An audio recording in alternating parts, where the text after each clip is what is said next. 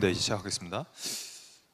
이제 이어서 우리 2부를 시작하도록 하겠습니다. 2부는 4번, 5번, 6번, 7번에 대한 답변을 드릴게요. 4번부터 구약과 신약의 바른 관계성을 정확히 이해하는 것이 좋습니다. 많은 사람들이 구약과 신약의 관계를 오해합니다. 많이 오해하죠. 그래서 구약과 신약이 서로 싸우고 있다고 생각해요.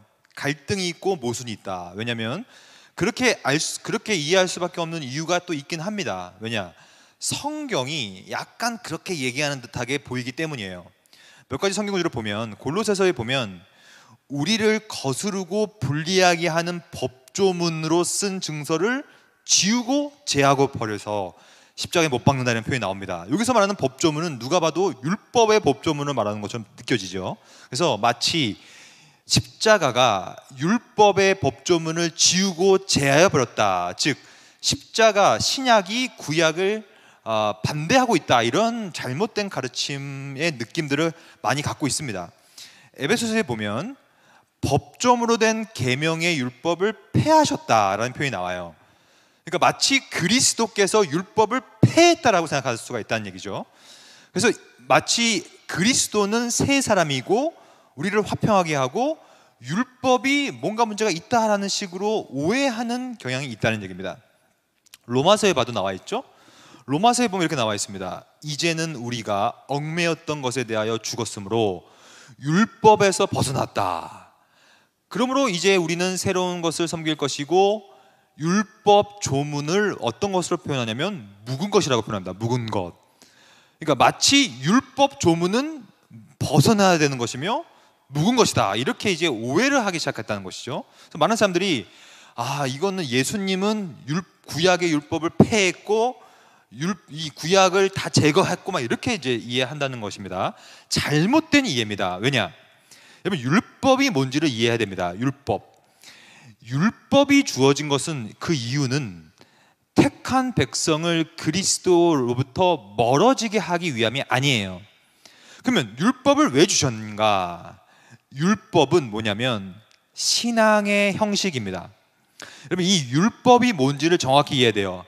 제가 지금 율법이라는 말을 썼는데 이 율법을 다른 말로 하면 구약이에요. 구약은 율법을 요약한 하나의 큰 틀이거든요.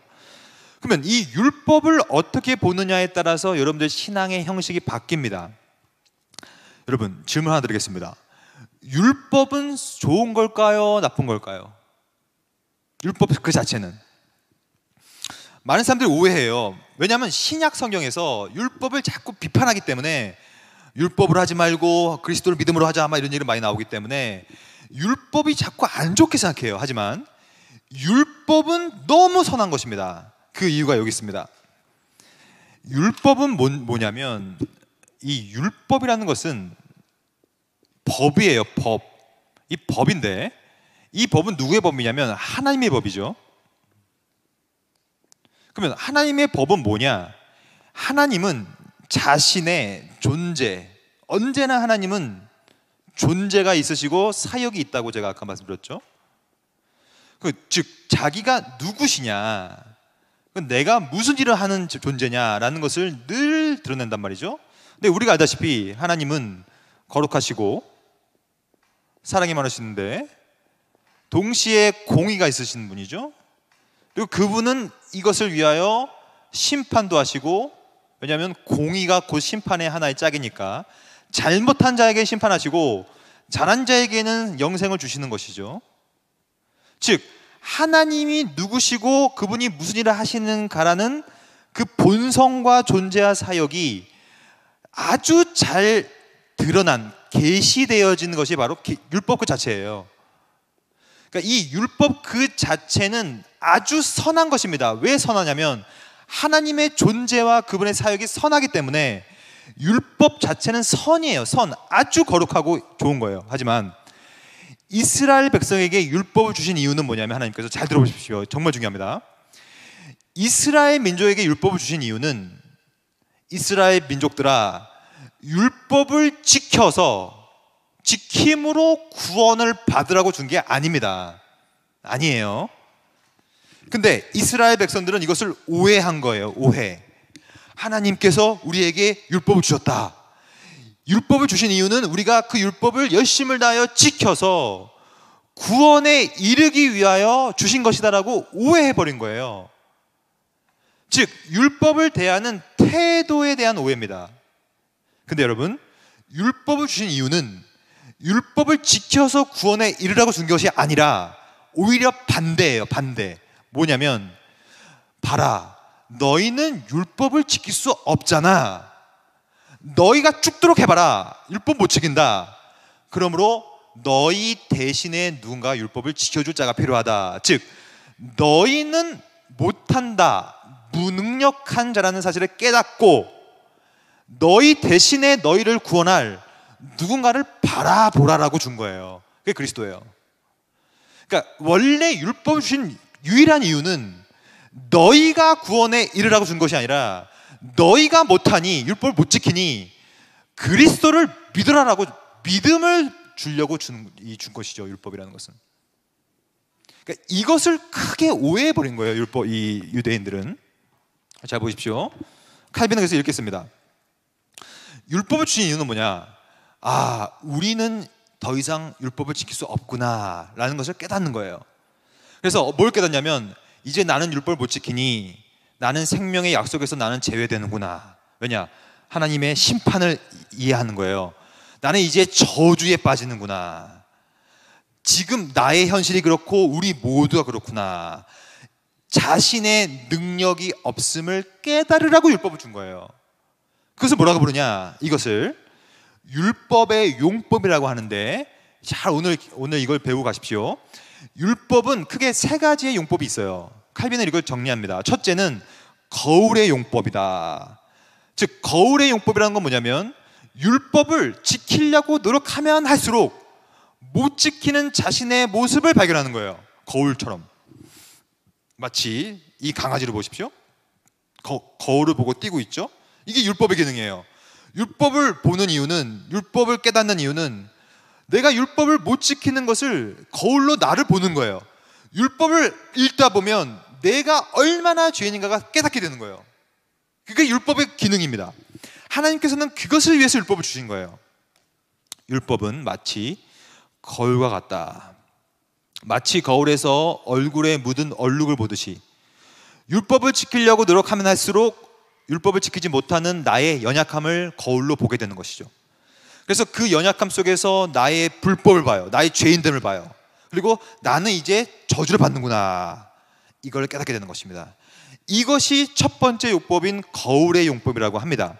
이게 정말 중요한 용법이에요. 두 번째는 거울의 용법뿐만 아니라 모든 사회와 공동체의 악을 억제하기 위하여 율법을 줍니다. 그래서 헌법, 형법, 민법, 상법, 군법, 이 모든 법치 체계의 근본이 율법이거든요. 하나님께서 주신 법, 그 법이에요. 이 법을 통하여 예수를 믿든 안 믿든 모두에게 죄를 지으면 형벌을 받는다는 사실을 기억하게 만들고, 그리하여 죄를 지으려고 하는 사람들의 마음을 억제시키는 것이죠. 이게 바로 악을 제어하는 기능입니다. 두 번째 기능이. 근데 우리 같은 신자들은 첫 번째 용법과 두 번째 용법보다 더 중요한 용법이 있는데, 그것이 바로 세 번째 용법이에요. 하나님께서 우리에게 율법을 주신 이유는, 궁극적인 이유는 이 3번 때문에 그렇습니다. 3번. 그럼 이게 뭐냐? 이게 보면 좀 길지만 이거는 좀 어려울 수 있으니 제가 설명 드려볼게요. 이런 것입니다. 한번 제 설명 들어보십시오. 3번 용법은 뭐냐면, 내가 얼마나 죄인임을 느끼는 거예요. 율법을 통하여. 그래야 악을 억제하려 노력하면 할수록 내가 얼마나 죄인임을 깨닫게 돼요. 그래서 누굴 믿냐면, 그때 예수를 바라보게 되고 예수를 믿게 돼요. 그러면 예수를 믿으면 예수께서 나를 위해 하신 일을 깨닫게 돼요. 그분이 하나님의 아들인데 종의 형체를 입으셔서 속죄 사역을 통하여 우리가 배운 것처럼 십자가에서 그 끔찍한 비하 사건, 사중비하 배웠죠. 성육신, 이 고통 비하, 자신의 몸을 찢기심, 죽으심, 장사되심, 이 모든 비하 사건에 대해서 우리가 깨달을 때 어떠한 감정이 드냐면, 하나님의 너무 큰 은혜를 경험하게 되는 것이죠. 그래서 하나님께서 나한테 주신 은혜를 경험한 자가 이제 우리한테 가져야 될 자세는, 이제 내가 받은 은혜를 어떻게 갚을 것인가.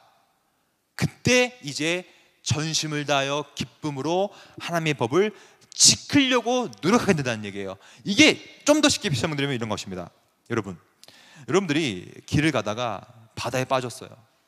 바다에 풍덩 빠졌는데 수영을 못해요. 그래서 곧 죽어갑니다. 곧 죽어서 헤어적거리고 있는데 이제 곧 10초면 죽어요. 근데 갑자기 누군가가 풍덩하고 뛰어드는 거예요. 그래서 막 헤엄쳐서 나한테 오는 거예요. 나를 구해주는 거예요. 근데 구해주다가 힘이 빠져가지고 저를 구해가지고 육지에 놔두고 자기는 파도에 휩쓸려 죽어버렸어요. 자기 목숨을 버려서 나를 살린 것이죠. 그러면 여러분, 근데 그 사람은 결혼도 하고 자녀도 있어요. 그럼 여러분들은 나를 위해 목숨 바쳐 나를 구해준 그 사람을 향하여 어떤 마음을 가지시겠습니까? 그냥 뭐 무시할 거예요? 저 같으면 그 집에 찾아가서 그 이제 자기 아버지를 잃은 그 자녀들과 그 아내 앞에 무릎 꿇고 앉아서 정말로 미안하고 이 죄송한 마음을 표해야 되지 않겠습니까? 그리고 나를 위해 목숨 바친 그 가정을 평생 동안 좀 함께 돌봐야 되지 않겠습니까? 뭔가를 해야 되지 않겠습니까? 나를 위해서 은혜를 주신 그 자를 향하여 뭔가를 내가 해야 되는 거 아닙니까? 이게 율법의 삼용법이에요. 율법을 지키려고 노력하여 지킴으로 구원을 받는 것이 아니라 공짜로 은혜로 구원을 받은 사람이 그 받은 은혜에 감격하여 법을 이제 지키려고 노력하는 것, 이게 율법의 삼용법이에요. 보여주세요. 여기 보면 마지막에 보면 우리의 뜻보다 하나님의 뜻을 따를 때 이제 그분이 우리한테 주신 것을 우리가 알기 때문에 이제 그분한테 존경을 드리고 율법을 지킴으로, 예배를 지킴으로 의와 거룩함과 순교를 그분을 향하여 뭔가를 하는 것이죠. 그러므로 율법은 우리에게 완전한 삶을 권고함으로 이제 우리가 지향해야 될 목표를 주는 거예요. 즉 율법을 지킴으로 구원을 받는 것이 아니라 구원을 공짜로 받았기 때문에 이제 율법을 지키는 거예요. 우리가 너무 받은 은혜가 감사해요. 율법은 그러므로 우리의 의무입니다. 그리스도께서는 율법의 형식은 폐하여졌지만 그리스도를 통하여 율법의 원리는 단 한순간도 폐한 적이 없어요. 율법은 단 한순간에 그 신학의 원리가 없어진 적이 한 번도 없습니다. 그러므로 정리하겠습니다. 율법은 우리에게 거울의 기능을 다하게 해줍니다. 우리가 얼마나 죄인됨을 깨닫게 만들어주고, 두 번째로는 악을 제어하고, 세 번째로는 구원받은 우리가 이제 하나님 앞에 뭔가를 하고 싶어서 안달이 난 우리의 마음속에서 율법을 기쁘게 지킴으로 하나님을 기쁘시게 만드는 거예요. 하나님께서는 자신이 만든 이 법을 지키는 자를 사랑하시고 그 법을 주야로 묵상하는 자를 복되다고 말하십니다. 즉 그 율법은 이제 구원받은 우리가 지키는 거예요. 그건 의무예요. 그것이 바로 율법의 제3용법, 가장 중요한 용법이에요. 그러면 그리스도께서는 이 율법을 대체한 것이냐 아니냐를 좀 말씀을 드려볼게요. 잘 보십시오. 그러니까 구원의 길을 제시할 만큼 율법을 그리스도께서 전적으로 폐지시킨 건 아니에요. 그러니까 그리스도께서는 한 번도 율법을 폐지한 적이 없어요. 그러면 뭘 폐지한 것이냐? 구약이라든지 율법에 나타난 그림자를 폐지한 거예요. 그림자. 그 그림자는 뭡니까? 이제 더 이상 지금은 우리가 예배드려 나올 때 뭐 양과 뭐 소의 그런 것을 갖고 오지 않는 것처럼 구약의 제사라는, 즉 신약의 제사, 그리스도의 십자가 제사를 예표했던 그 그림자로서의 제사, 그리고 그 그림자로서의 율법은 그리스도께서 다 폐기했어요. 왜냐? 그것은 다 실체가 없는 그림자였고 형상이 아니었기 때문에. 하지만 그리스도라는 실체가 오셔서 구약에 나타난 그 모든 그림자를 전부 다 폐기하시고, 하지만 원리는 똑같습니다. 죄를 지으면 누군가가 피를 흘려야 된다는 그 원리, 누군가는 각을 띄임을 당하고 피를 쏟아야 된다는 그 원리는 여전히 있는 거예요, 현재. 그러므로 이 신구약의 바른 관계는 갈등 관계도 아니요, 모순 관계도 아니요, 폐기되는 관계도 아니요, 언제나 언약적 관점을 보게 됩니다. 언약적 관점. 이것은 우리가 좀 이따 또 볼 건데요, 신구약을 그러므로 언약으로 봐야 돼요. 언약. 그 언약은 정점에는 누가 있냐? 그리스도가 있죠.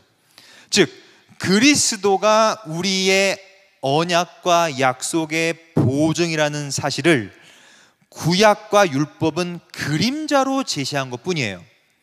그러므로 더 이상 우리는 예배드리러 오실 때 양과 염소와 이 소를, 비둘기를 가져올 필요가 없는 것입니다. 왜냐하면 그 언약의 실체가 왔기 때문이에요. 두 번째, 미래에 대한 축복에 대한 소망을 이제 그리스도 안에 두었다는 사실을 여전히 갖고 있는 것이죠. 근데 왜 자꾸 그림자와 실체라는 표현을 사용하는 것인가? 왜 그러냐면 이런 것입니다. 이건 중요해요. 잘 보십시오. 신구약의 관계성을 언약적 관계라고 제가 말씀드렸는데, 신구약을 굳이 그렇게 다른 그림자를 사용할 필요가 있었는가의 문제예요. 왜냐하면 헷갈리잖아요, 우리가. 근데 이렇게 되는 것입니다. 구약은 칼빈에 의하면 그림자라고 말하고 있어요. 그림자. 다른 말로 하면 예표입니다. 예표. 마치 이게 실체가 있다면, 실체가 이렇게 나무라면, 이거 실제적인 나무라면 반드시 이 실제의 나무 안에 옆에 그림자가 길게 드리워지겠죠. 바로 이것이 바로 구약이라는 얘기예요. 실체의 그림자인 구약, 예표. 신약은 언제나 이 그림자가 지향하는 실체입니다. 그리스도죠. 그래서 이 모든 구약의 그림의 예표들은 신약의 실체를 지향하고 있는 것인데, 왜 그러면 굳이 그냥 똑같은 실체를 계속 얘기하면 될 건데 왜 구약에서는 그림자를 얘기하고 신약에서는 실체를 얘기함으로 사람을 헷갈리게 만드냐의 문제예요. 그 이유에 대해서 칼빈이 이렇게 얘기합니다. 구약이라는 것은 그 시대적인 배경과 맥락이 있었다는 얘기예요. 그리고 신약도 그 당시의 배경과 맥락 가운데서 그 당시의 제사라는 구약시대의 문화적인 배경과 맥락을 사용하여서 실체를 드러내는 것이고, 신약은 또 신약만의 맥락 배경, 뭡니까? 그리스도가 오셨다는 사실에 대한 맥락을 활용하여서 실체를 말하고 있는 것뿐이다. 그러므로 구약과 신약은 맥락과 배경의 차이에 따라 다른 그림자라는 형식을 사용한 것뿐이지, 모든 신약과 구약이 지향하는 바와 근본적인 원리는 똑같은 원리가 관통하고 있는데, 그것이 바로 그리스도라는 얘기예요. 그리스도. 이분이 곧 우리의 언약의 실체다라는 얘기입니다. 이게 가장 좋은 방식입니다. 신구약을 이해하는 방식에. 이렇게 이해하지 않으면, 즉 이 본문에 보면 칼빈이 이렇게 얘기하잖아요. 이에 대하여 나는 하나님께서 시대마다 그가 합당하게 여기시는 대로 다른 형식들을 만드시고 채용하신 거예요.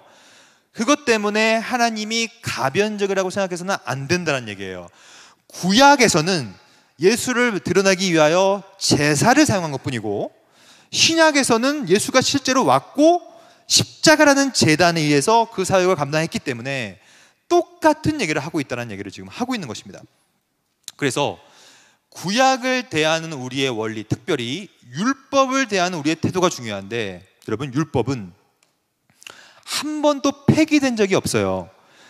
방식, 예표의 형식은 시대마다 달랐지만 언제나 십계명은 언제나 똑같은 원리로 우리한테 적용됩니다.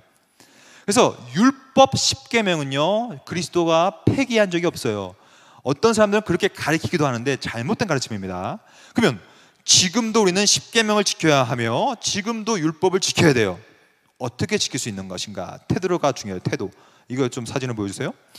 이 태도는 저는 이렇게 생각해요. 십계명을 대하는 태도는요, 언제나 사랑의 원리입니다.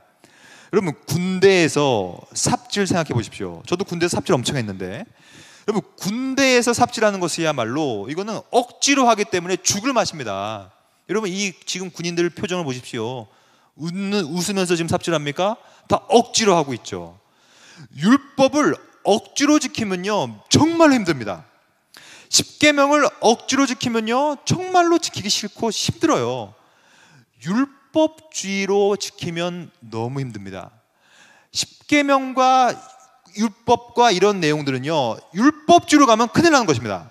그럼 뭐로 해야 되는 것이냐? 똑같은 삽질을 합니다. 이 아줌마들을 보십시오. 이 얼굴을 보십시오. 웃고 있죠. 왜 웃습니까? 자원봉사로 하는 삽질은 기뻐요. 자발로 하는 것이요, 고참이 시켜서 하는 것이 아니라 자발적으로 기쁨으로 성취감으로 다른 사람들을 위하여 삽질하는 그 삽질은 기쁜 거거든요. 이게 율법과 십계명을 대한 우리의 태도예요. 즉 율법을 지킴으로 구원에 이르는 것은 율법주의입니다. 너무 힘들어요. 하지만 우리는 율법의 제3령법을 지키면서 구원을 공짜로 받은 은혜에 감사하여 이제 십계명을 지키는 거예요. 사랑으로, 자발로. 그래서 이 유명한 신학자가 있는데 제이 다우마라는 사람인데요, 이렇게 얘기합니다. 신자들, 예수를 믿는 신자들은 이제 율법과 갱신된 관계를 가집니다.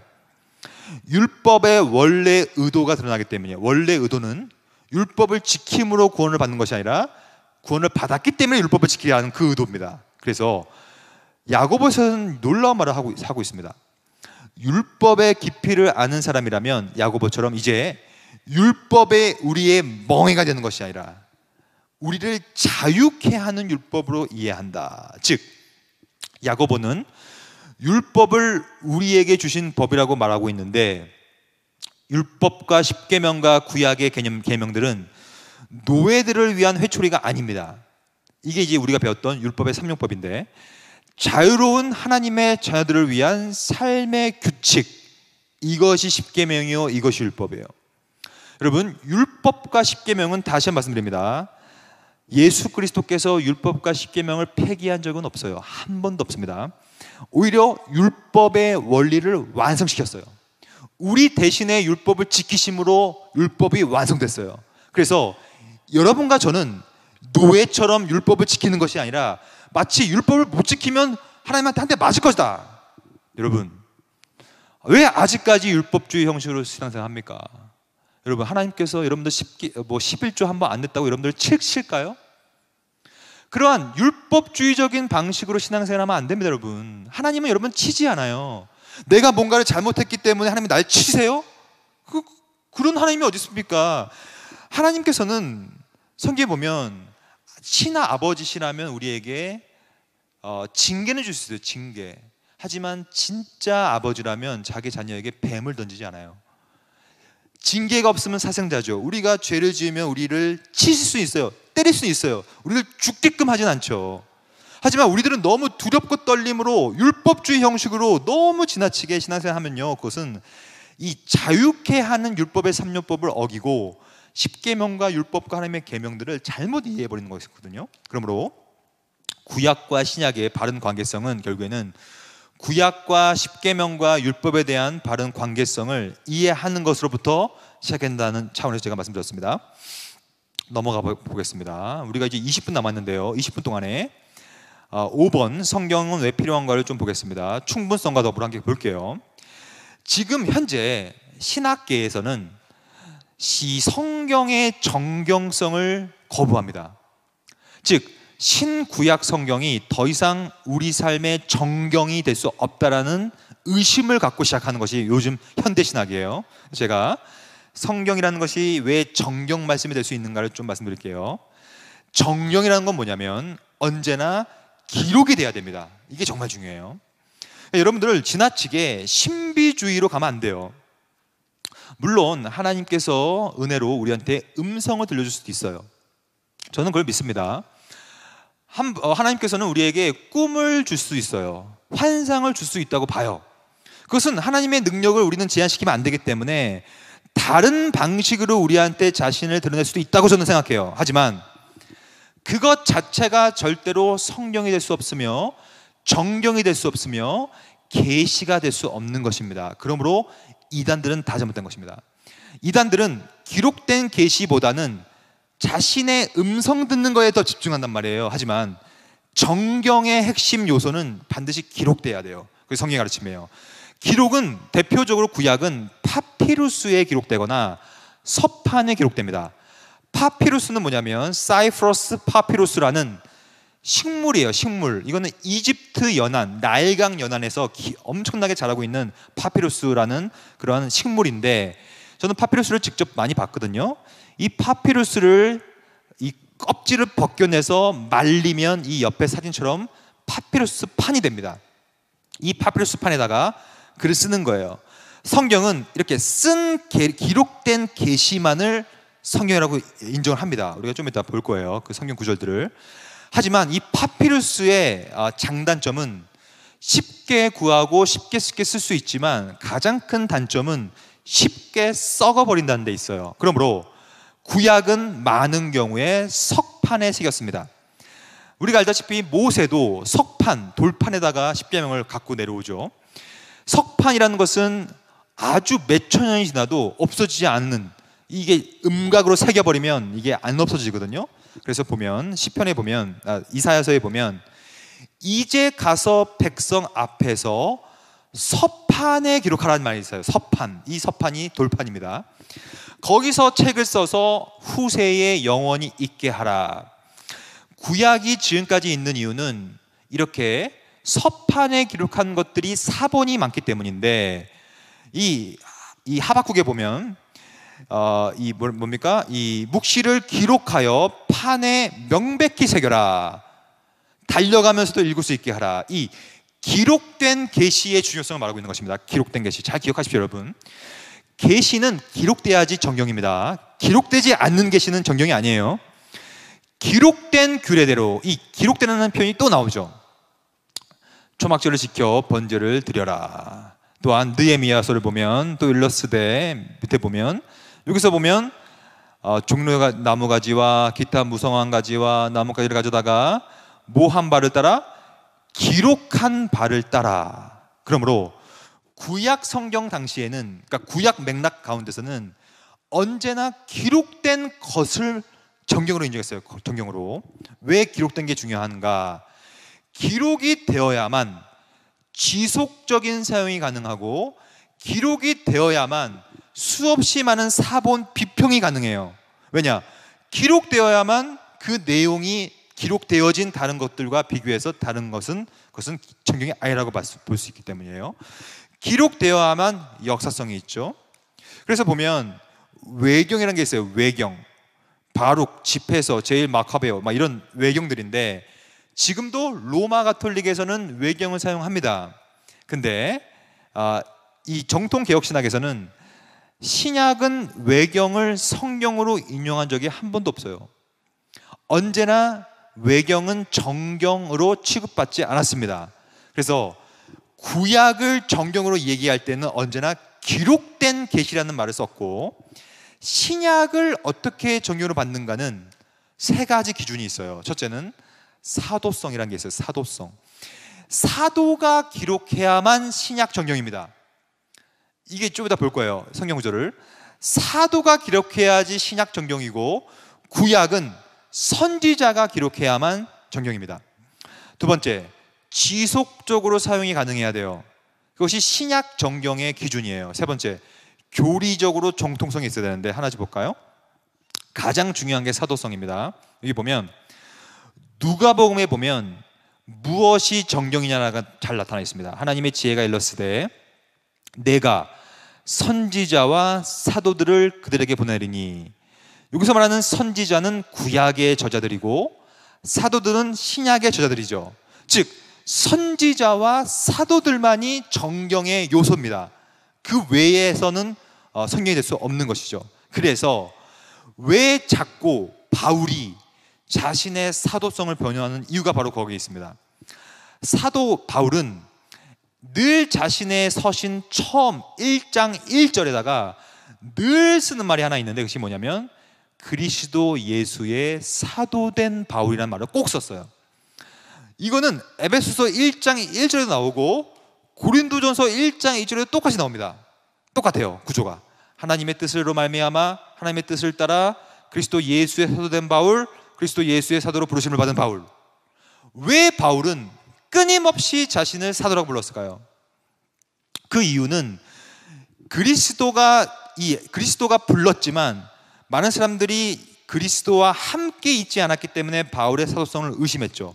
그러므로 바울은 좀 이따 볼 거지만 바울은 자신이 쓴 그 서신을 성경으로 인정했습니다. 스스로. 이게 중요한 개념이에요. 그러니까 자기를 사도라고 인정한 것은 뭐냐면 내 편지는 이거는 정경이라는 얘기를 스스로 하고 싶었던 것이죠. 근데 많은 신학자들 중에 현대 신학자들은 이 정경을 무시합니다. 그래서 이렇게 써요. 정경의 개념을 아무런 의문 없이 받아들이는 사람은 그 당시 4세기겠죠. 정경이 확립되어진 시대 감독들과 신학자들의 권위 안으로 들어가는 거기 때문에 정경의 개념을 의문 없이 받아들이면 안 된다. 신약 66권을 다 정경으로 보면 안 된다라는 입장이 현대 신학자들 중에 많았다는 얘기예요. 하지만 이것은 가장 큰 도전인데 저는 정경에 대해서는요, 저는 이것은 성령의 섭리로 저는 봅니다. 즉 정경이 어떻게 확립되어진 역사를 잘 보면 저는 그 역사 속에서 성경의 저자인 성령 하나님께서 자신의 섭리를 통하여 그 정경에 확립되어진 이 순서와 구조들을 성령께서 저는 섭리해서 이끌어 갔다라고 저는 봐요. 그것을 뭐라고 부르냐면 여기 보면 네 번째 밑에서 세 번째 줄에 보면 초기 그리스도인들이 가졌던 정경 의식이라고 저는 생각해요. 즉 초기 그리스도인들은 자신이 배웠고 계속 구전되어 왔던 기록된 구약 계시 더불어 신약 시대에 사도들이 썼던 그 편지들, 신약은 다 편지들이니까 편지들 자체를 정경으로 인식하고 인정했다는 거예요. 그것은 초기 그리스도인부터 시작되었는데 어떠한 형태로 인정했냐면 코덱스라는 형식이었어요. 이게 1세기의 기록 형태인데 코덱스 바티쿠나스라는 게 있는데 굉장히 아주 유명한 코덱스예요. 이 코덱스는 뭐냐면 정경이라는 뜻이에요. 정경이 이미 1세기부터 정경화 형식으로서 이 바티카누스라는 게 있고 시나이티쿠스라는 게 있는데 두 가지의 유명한 코덱스예요. 정경이에요. 이미 이 정경이 1세기부터 계속 정경의 형태로 기록되어 있었고 중요한 개념은 교회가 후대의 공의회나 감독들의 결정에 따라서 마음대로 인간적인 어떠한 마음대로 정경을 창조한 것이 아니라 이미 1세기부터 계속된 교회의 공의회 가운데서 신약의 문서들이 정경이라는 사실을 계속 평가받았다. 이것을 우리는 정경의 확립 내용이라고 우리는 보는 것이죠. 그래서 잘 보십시오. 이들이 권위를 가지는 것은 시기가 빠르기 때문도 아니요 기록된 것도 아니요. 왜 그것이 권위를 가지는가? 이들 책이 하나님으로부터의 영을 받은 사실로 믿어진다는 사실. 이건 뭐라고 합니까? 우리가 아까 말씀드렸던 성경 그 자체가 성경을 하나님의 말씀으로 인정하는 자증. 이 자증 구조 때문에 이게 그렇다는 얘기예요.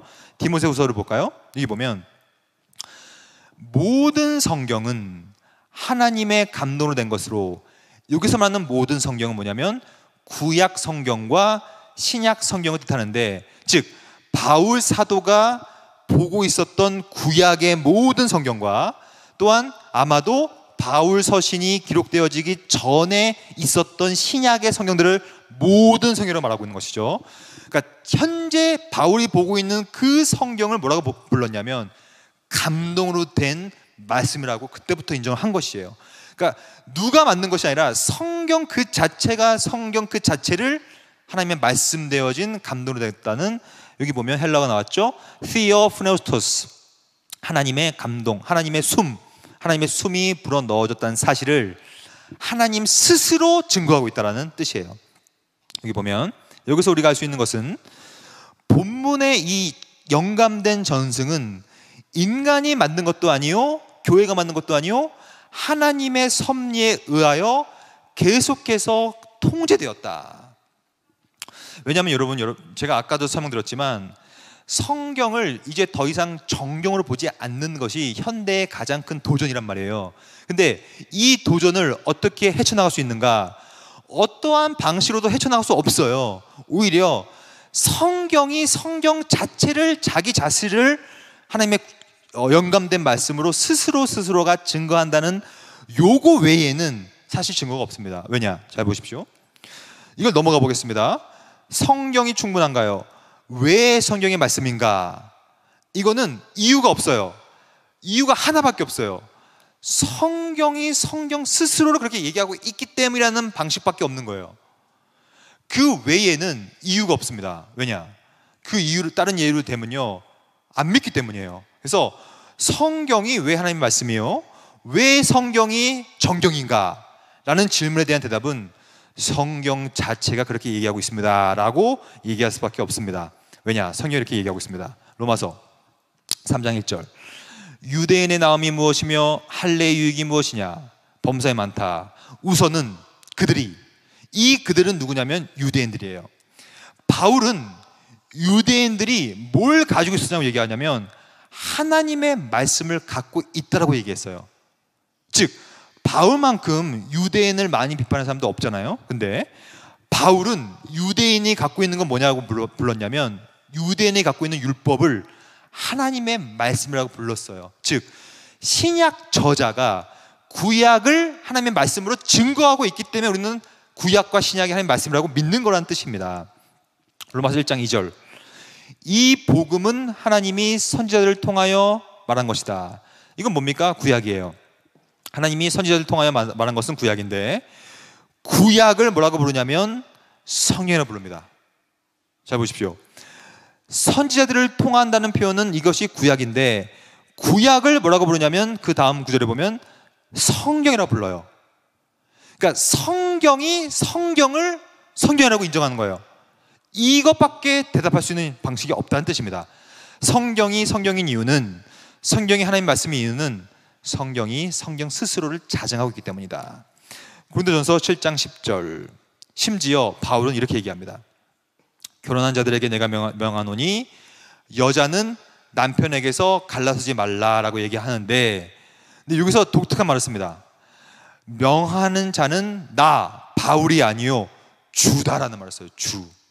이게 되게 중요한 말입니다.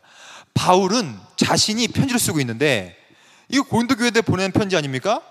편지를 쓰고 있는 자기가 쓰고 있지만 내가 쓰는 게 아니라 주가 쓰고 있다고 써요. 이 주는 누구냐? 큐리오스. 이거 예수입니다. 즉 자신의 서신의 저자를 예수로 보고 있는 것이죠. 이거는 성경이 성경의 바울 서신의 저자를 예수로 보고 있는 것이죠. 그러므로 지금 성경을 말씀으로 보지 않고 정경으로 이해하지 않고 인정하지 않는 것에 대한 도전들을 이렇게 5가지로 요약할 수 있습니다. 성경은, 말씀은 문제가 있다. 왜냐? 성경 말씀은 이성적이지 않다, 합리적이지도 않다, 과학적이지도 않다, 주관적이지도 않다, 개인적이지도 않다, 너무 말도 안 된다. 이게 지금 현대의 도전 아닙니까? 근데 이러한 도전들에 대답하기 위하여 이것을 이성으로 다시 한번 답변을 내릴 수가 없는 거예요. 왜냐하면 이성이 타락했는데 어찌 이성적인 접근을 하여서 이것을 대답합니까? 즉 이러한 도전들은 성경 그 자체가 말하고 있는 바를 말할 수밖에 없는 거예요. 즉 계시가 그렇게 말하고 있기 때문에 성경이 하나님 말씀이라고 말할 수밖에 없다는 것이죠. 근데 우리 인간의 이성은 한계가 있어요. 타락했기 때문이죠. 전적 오염, 부패, 무능력, 우리가 이미 다 인간론 때 배웠어요. 전적 타락한 것이죠. 제가 이것도 예전에 설명드렸습니다. 마음이 부패했고 함께 치우치게 되었고 독사의 독이 있고 생각도 악하며 의는 없을 때 하나도 없으며, 칼빈은 말합니다. 머리부터 발끝까지 홍수에 빠진 것처럼 죄에 빠져 있는 우리가 어찌 우리 같은 죄인이 우리의 이성적인 생각으로 성경을 평가할 수 있을까요? 문제예요. 그러니까 이 현대적인 도전들은요 어찌 보면 의미가 없습니다. 왜냐? 그들은 신념을 갖고 있어요. 성경이 하나님의 말씀이 아니라는 신념으로서 시작하기 때문에 그 신념을 우리의 이성과 과학적인 증거를 갖다 대도 그들은 어차피 안 믿습니다. 그러므로 우리의 자세는 이성적으로 뭔가를 대답하는 것이 아니라 과학적으로 변증하기 전에 왜 그렇게 얘기하느냐? 성경이 그렇게 얘기하고 있기 때문에 그렇습니다라고 밖에 말할 수 없는 거예요. 이게 저는 정답이라고 생각하는 거예요. 정답. God speaks. 하나님께서 말씀하셨기 때문에 우리는 그렇게 생각합니다라고 밖에 말할 수 없다는 얘기죠. 저는 이게 바른 자세라고 생각해요. 하나님은 왜 말씀하시냐면 그분은 인격적인 분이기 때문이에요. 그분은 우리에게 언약을 베푸시는 분이기 때문이에요. 약속을 베푸시기 때문이에요. 그 약속은 기록된 성경을 통하여 동시에 설교를 통하여 지금도 그 약속을 말씀하시는 분이에요. 그 약속의 말씀의 내용은 크게 세 가지입니다. 즉 신약과 구약이 말하고 있는 언약의 내용은 크게 세 가지예요. 뭐냐면 복, 씨, 땅, 이 세 가지가 언약의 내용입니다. 그래서 우리가 이걸 짧게 좀 볼게요. 구약의 큰 주제가 뭐냐면 복이 앞으로 있을 것이다, 씨가 있을 것이고 땅이 있을 것이다. 이게 구약의 내용의 핵심이에요. 하나씩 볼까요? 창세기 12장 2절. 내가 너로 큰 민족을 이루고 내게 복을 주어 내 이름을 창대하게 하리니 너는 복이 될지라. 이 복이 구약에서부터 계속 예언됩니다. 그 구약의 복의 예언의 마침이 신약의 진짜 복인 예수거든요. 복이 바로 언약의 내용이에요. 두 번째, 씨도 언약의 내용이에요. 내게 큰 복을 주는데 그 복은 뭐냐면 씨가 있을 것이다. 씨. 그 씨가 번성하게 될 것이고 그 씨가 대적의 성문을 차지할 것이다. 즉 복이 있을 것이고 씨가 있을 것인데 그 씨는 반드시 땅과 연결됩니다. 땅. 그 씨가 복이 있을 것인데 그 씨가 땅에 충만할 것이다. 그 씨가 곧 너의 상속자가 될 것이다. 그리하여 그 복과 그 씨가 어떻게 될 것이다? 땅을 누리게 될 것이다. 그리고 그 땅은 내가 너와 내 자손에게 줄 것인데 영원토록 이를 그 땅이다. 내가 이 땅을 애굽 강에서부터 유브라데까지 줄 것이다. 이게 전부 다 구약에 나타난 언약의 내용입니다. 복, 씨, 땅. 그러면 신약은 뭐냐? 신약이라는 것은 새로운 약속인데 복과 씨와 땅이라는 언약의 내용이 그리스도를 통하여 완성되고 성취되는 역사가 바로 신약이에요. 하나씩 볼까요? 예수께서 오셨어요. 그리하여 요한에게 말리되 맹인이 보아요. 보지 못하는 자가 보는 것만큼 복이 없죠. 걷지 못하는 자가 걷게 되고 깨끗함을 받게 되고 듣고 죽은 자가 살아나고 가난한 자에게 복음이 전파된다. 이게 복음의 결과인데 이건 뭡니까? 이게 바로 마카리오스, 복입니다. 즉 그리스도라는 구약에서부터 계속 제시되어 오고 예언되어진 그 복이 신약에서 예수를 통하여 성취됩니다. 그 복은 누구냐? 씨의 결과인데 아브라함과 다윗이라는 씨의 결과물 예수 그리스도의 계보다. 이 씨는 곧 예수 그리스도를 통하여 성취되는데 그 성취의 씨는 자라요. 그래서 땅에 영향을 미칩니다. 자란 후에는 풀보다 커지고 나무가 되고 공중의 새들이 와서 그 가지에 깃들게 되는 땅. 그 땅은 마지막으로 완성되는데 그것이 우리가 저번 주에 배웠던 새 하늘과 새 땅이죠. 즉 제가 지금 아주 중요한 신구약을 보는 프레임을 하나 말씀드렸는데 이것이 바로 복과 씨와 땅이라는 아주 중요한 언약의 내용 구조예요. 모든 것이 그리스도를 통하여 성취되죠. 그러므로 마지막으로는 한 10분만 좀만 더 쓰고 마쳐야 될 것 같아요. 시간이 죄송합니다. 마지막으로 이 성경을 보면 어떻게 읽어야 되는가에 대한 여러 가지 방식도 좀 보고 오늘 총정리를 하겠습니다. 그러므로 제가 아까 말씀드렸던 신구약은 결국에는 언약의 내용의 성취의 구조를 갖고 있기 때문에 첫째 방식은 성경에 있는 다양한 렌즈가 있고 앵글이 있는데 가장 중요한 앵글이 바로 구속사적으로 성경에 있는 거예요. 성경을 읽을 때 복을 보는 거예요. 복이 어떻게 예언되어 있고 씨와 땅이 어떻게 예언되어 있는지를 보는 거예요. 그리고 그 복과 씨와 땅이 어떻게 그리스도 안에서 성취되고 있는가를 살펴보는 방식, 이것을 그리스도 중심적 Jesus centered 방식이라고 얘기하죠. 이 방식을 좀 더 구체화한 방식이 바로 언약적 관점이에요. 여러분, 성경은 반드시 그러므로 언약적 관점을 읽어야 됩니다. 언약은 크게 두 가지가 있어요. 일방적인 언약이 있고, 이거는 구약의 언약이에요. 이것을 행위 언약이라고 불러요. 그리고 두 번째로 상호적 언약이라는 게 있죠. 반대죠. 일반적 언약은 행위 언약이죠. 맞죠? 상호적 언약이라는 게 있는데, 아니죠. 제가 지금 헷갈렸어요. 무조건적인 언약이 있는데, 무조건적인 언약이 바로 은혜 언약이라는 것이고, 조건부 언약이 바로 행위 언약이에요. 네가 뭔가를 했을 때 너한테 구원을 줄 것이다.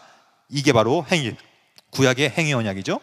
그러므로 행위 언약의 관점과 무조건적으로 은혜를 베푸시는 그 은혜 언약의 관점에서 성경이 읽는 방식도 굉장히 중요해요. 하지만 이 방식은 언제나 어떠한 큰 틀에서 봐야 되냐면 종말론적인 관점에서 봐야 됩니다. 즉, 이미 이루어진 것과 아직 이루어지지 않은 관점에서 성경을 읽어야 돼요. 이 방식이 너무 중요한 방식인데, 왜 그러냐면 그리스도께서 이미 오셨어요. 그가 오셨다는 얘기는 하나님 나라가 이미 왔다는 얘기예요. 복음이 이미 왔다는 얘기예요. 복과 씨와 땅의 언약의 내용들이 이미 완성됐다는 얘기예요. 하지만 아직 완전하게 완성된 건 아닙니다. 왜냐? 종말이 아직 끝나지 않았기 때문이죠. 그러므로 이미 시작되었지만 아직 아니라는 종말론적인 구도 가운데서 우리는 성경을 읽어야 됩니다. 그것이 바로 우리가 저번 주에 배웠던 종말론적인 관점으로 점진적인 성화의 방식으로 읽어야 된다는 개념이고요. 이 큰 개념 가운데서 언제나 복음과 율법의 관계성 내에서 언약을 봐야겠죠. 즉, 구약과 신약의 관계는 우리가 아까 배웠다시피 율법의 3용법으로 이루어져요. 율법의 3용법, 1용법, 2용법, 3용법 가운데 신약과 연결되는 용법은 제3용법이에요. 즉, 그리스도라는 복음을 통하여 구원을 받은 우리가 이제 어떻게 율법을 대하는 태도를 가질 것이냐, 제가 말씀드렸죠. 사랑의 관점으로, 자발적인 관점으로 하나님을 기쁘시게 만드는 방식으로 율법을 사용해야 된다. 이 복음과 율법의 관계 이 자체만을 가지고도 심화 과정으로 한 학기를 가르칩니다. 그만큼 복음과 율법을 어떻게 이해하느냐가 정말 중요해요. 제가 지금은 1분 만에 이걸 마치게 되네요. 이러면 안 되는데, 사실 너무 중요한 관계인데. 근데 중요한 것은 복음과 율법의 관계, 종말론적인 관점, 언약적 관점, 구속사적 관점, 이 모든 것들을 통합적으로 봐야 돼요. 이게 바로 바른 관점입니다. 그래서 성경을 보는 관점이 제일 중요한데, 성경은 언제나 포괄적으로 다양한 방식을 사용하여 종합적으로 읽을 때만, 근데 이건 내가 할 수 있는 것이 아니라 성령께서 그것을 해 주실 때, 칼빈이 이렇게 얘기합니다. 드디어 중간에 보면 싫든 좋든 큰 감동을 받고 찔림을 받고 내적 조명에 의하여 골수에까지 박히게 되고, 이 모든 것들이 우리의 모든 것을 뛰어넘는 무엇인가시 있으며, 마지막에 보면 무언가 신적인 것이 거기서 숨쉬고 있는 것. 왜냐? 이거는 생기를 통하여 불어넣어진 이 성령의 조명이기 때문에 그렇습니다. 그러므로 성경을 읽을 때 여러분들 가운데 성경을 읽으면 읽을수록 더 애매모호해지고 구원의 확신이 없어지고 점점점 흔들린다는 것은, 그것은 성경을 잘못 읽었기 때문이며 동시에 성경을 여러분들의 앵글로 읽었기 때문입니다. 잘 보십시오. 성경은 대단히 어려운 책이에요. 왜냐? 신적인 지혜가 있기 때문이에요. 그래서 껌껌한 상태에서 읽으면요, 정말로 아무것도 이해할 수 없습니다. 성경은 내가 읽는 것이 아니라 성경을 쓰신 저자께서 이런 식으로 어두운 가운데서 후레쉬를 비춰주시는 거예요. 이 디바인 일루미네이션이라고 하는데, 이 신적인 비추심이 없으면 아무것도 이해할 수 없습니다. 우리가 아까 봤던 보혜사께서 파라클레이토스, 변호자, 대언자, 옹호자, 중재자께서 오셔서 빛을 비춰주심으로, 즉 성서신학이라는 것은 성령의 인도를 따라서 읽는 거예요. 성령의 인도가 없으면 아무것도 이해할 수 없습니다. 여러분, 논리적 앵글 버리십시오. 수학적 앵글, 고대 근동 앵글, 요즘엔 구약을 너무 고대 근동학으로 보고 있는데 그것도 좋은 앵글은 아니에요. 헬라 문헌으로만 신약을 볼 수도 없는 것입니다. 성경 비평적 앵글로만 볼 수도 없는 거예요. 과학적으로 볼 수도 없는 것이죠. 즉 성경을 읽는 앵글을 잡는 것이 제일 중요한데, 그래서 이 성경 신학사전을 보면 비평적 거리를 두고 역사적인 자료를 읽듯 읽는 것도 안 되며, 이게 가장 중요한 오늘의 결정체입니다. 본문을 초기 기독교의 성교성에 포함된 신앙의 증언, 믿음의 증언으로 진지하게 받아들여야 된다. 이 표현은 뭐냐면, 신앙이라는 것은 믿음인데 객관으로부터 시작하는 것이 신앙이에요. 믿음이에요. 왜냐? 선물로 받아야 되기 때문에. 하지만 이 객관적인 이 본문이 성령의 주관적인 조명에 의하여 나의 주관적인 증언이 될 수 있는 것이 바로 계시론의 아까 제가 말씀드렸던 균형이거든요. 객관과 주관이 성령과 믿음을 통하여 함께 균형을 맞추는 관계 속에서 우리 가운데 받아들일 수 있게 되는 것이다. 정리하겠습니다. 그러므로 하나씩 보고 정리할게요. 하나님께서는 언제나 계시로서, 자연은 희미하니 성경이라는 뚜렷한 계시로 우리한테 말씀을 하시고요. 그것은 성령께서 영감된 말씀을 우리한테 말씀을 하시기 때문에 3번 오류가 없을 수밖에 없죠. 신약과 구약은 언제나 언약의 관계성으로 봐야 되고요. 성경은 정경이므로 반드시 필요하고 반드시 충분하게 되죠. 그 자체로 하나님의 말씀이기 때문에 성경은 다양한 관점과 앵글로 읽어야 되지만 가장 중요한 것은 성령의 조명, 내적인 조명과 확신이라는 조명 가운데서 볼 필요가 있다라고 마무리를 짓고 싶습니다. 드디어 여러분, 우리가 참 많은 것들을 배웠는데 제가 꼭 좀 부탁드리고 싶은 말씀은, 수고 너무 많이 하셨고요, 이때가 우리가 배운 모든 내용들을 이제 여러분들은 반드시 전인으로 체득해야 돼요. 여러분들 이것 좀 배웠다고 머릿속에서 좀 알고 말면 이거는 뭐 이 시간이 아무 의미가 없습니다. 이제 배운 내용들을 끌어내리셔서 마음속에 담으시고 이 감정으로서 체득하셔서 이제 배운 내용 그대로를 살아내야 돼요. 그래서 여러분들 이제 성경을 읽으실 때 다양한 방식을 사용하셔서 살아내셔야 됩니다. 살아내지 않는 화석화되고 어떠한 이 뭐라 그럴까요? 철학적이고 형이상학적이고 관념적인 신학은 신학이 아니거든요. 그래서 제가 지금까지 모든 엄청나게 많은 것들 말씀드렸지만 이런 내용들을 이제 살아내시는 저 여러분들 되었으면 좋겠습니다. 기도하고 마치겠습니다. 하나님 감사합니다. 우리가 6주 동안 너무나 많은 것들을 살펴보았습니다. 신학교에서는 이런 내용들을 더 구체적으로 한 학기 동안에 가리키는 내용들인데 우리는 2시간에 걸쳐서 짧게 핵심만 간추려 봤습니다. 그럼에도 불구하고 우리가 배워나갈 때 성령께서 오셔서 조명해 주셨을 믿습니다. 그 대언자 되시고 옹호자 되시는 그분께서 우리의 모든 부족한 점들을 채우시고 우리한테 깨달음의 역사를 주셔서 이제 우리가 뭐 하나를 깨달았다면 그 깨달은 바에 근거하여 살아내게 하시고 언제나 말씀을 쫓고 나의 생각과 판단이 아닌 성령의 조명을 근거하여 성경을 읽고 모든 신학을 배워나갈 수 있는 우리 모두가 될 수 있도록 인도하여 주시옵소서.